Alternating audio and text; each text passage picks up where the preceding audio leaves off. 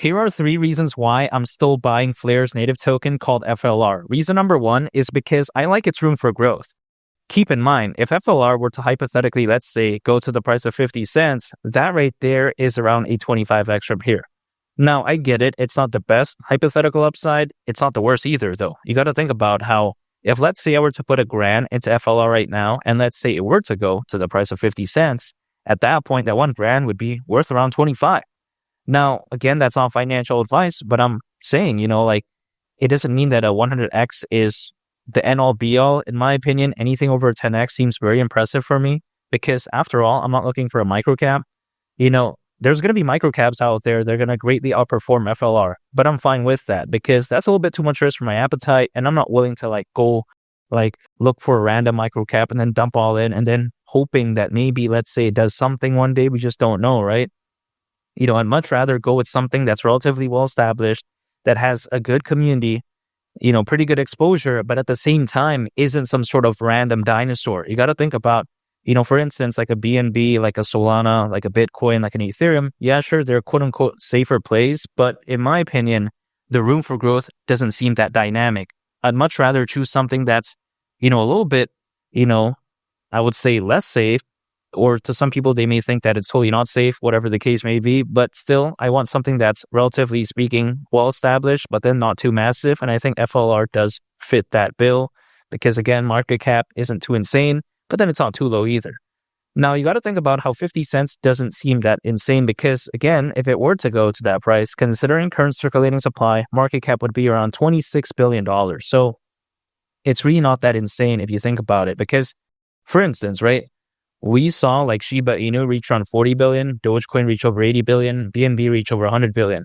Now, am I saying that Flare has the fans and hype of those projects? Absolutely not. I'm not saying that. But still, I think that if anything showcases that, let's say reaching, around $26 billion in market cap isn't this crazy unheard of, figure. We've seen many projects far exceed this. And again, even though they don't have the fans or a hype of for instance, comparable to something like Flare because they do have a lot more in that department. Understand that. But still, when you combine the amazing fundamentals of Flare, I just don't see why not. I do believe that Flare is very special. And this actually brings me to my second point as to why I'm still buying FLR. It's because I do believe that Flare, again, its fundamentals are pretty much on par with many of the big dogs. And let me explain why. Because if you take a look at Flare is the blockchain for data. And more specifically, if you take a look at it, it's even been stated that it does provide developers with decentralized access to data from other chains and the internet. So I think that's pretty cool.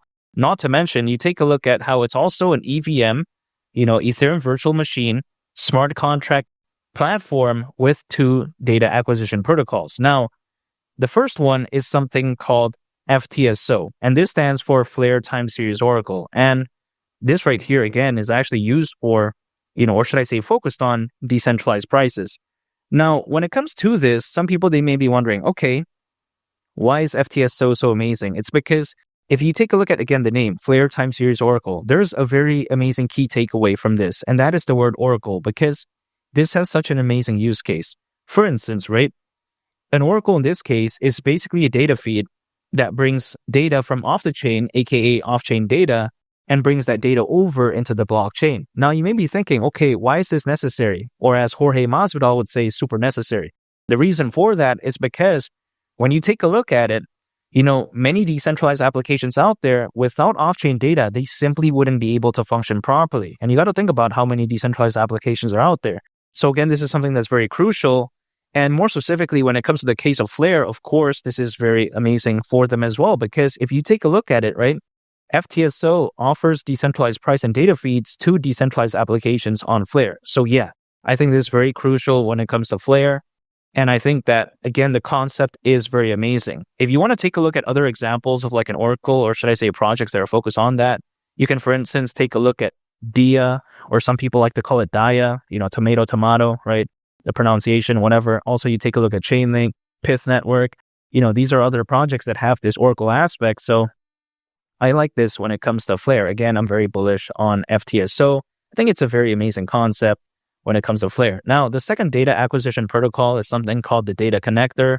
Now, when it comes to this, right, we take a look at This is for trustless data proofs, and this allegedly enables information from other blockchains and the internet to be used on Flare. So when you take a look at it, right, Flare is actually a very complete project, and I think it's just very fantastic overall.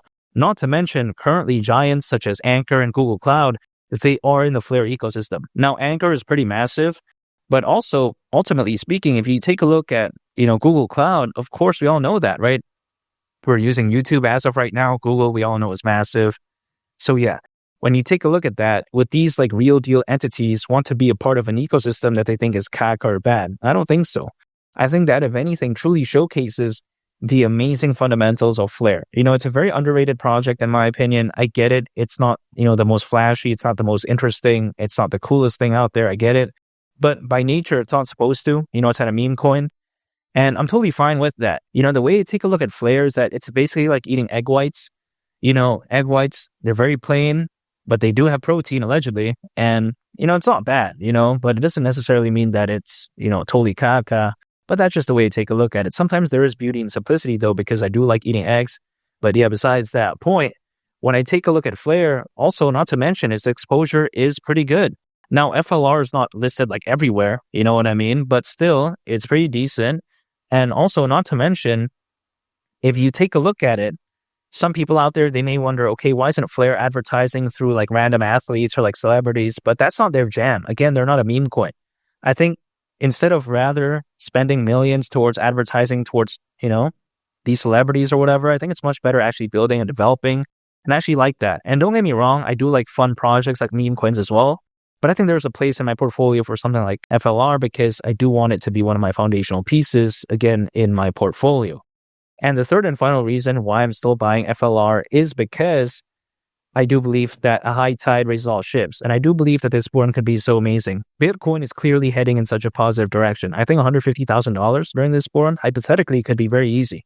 And why would it not be easy, hypothetically? Because you take a look at the Bitcoin ETF, the Ethereum ETF, the number of institutional investors, the amount of enterprise adoption, not to mention how, according to Crypto.com research, there's currently more cryptocurrency owners than ever before in history, over 600 million actually, which is crazy to think about. So when you combine all of those factors, is this bull run going to be bad?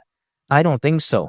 I think this altcoin season could look so fantastic. And if it were to do that, I would assume that something like FLR does go along with the ride. And 50 cents at that point wouldn't surprise me whatsoever. Now, it's going to take some time though, even though things are looking very bullish as of right now. I think around 6 months, so let's say 10 months from right now, the story could be totally different and different in a good way, in my opinion.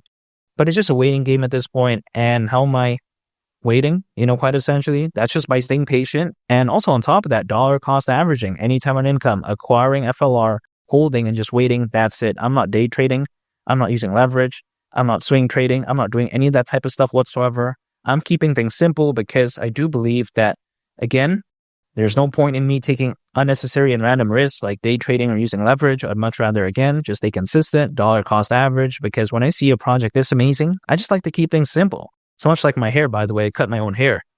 But yeah, besides that point, FLR at the price of 50 cents during this bull run, that right there wouldn't surprise me whatsoever. I think Flare is that amazing. And I think that this bull run could be that fantastic.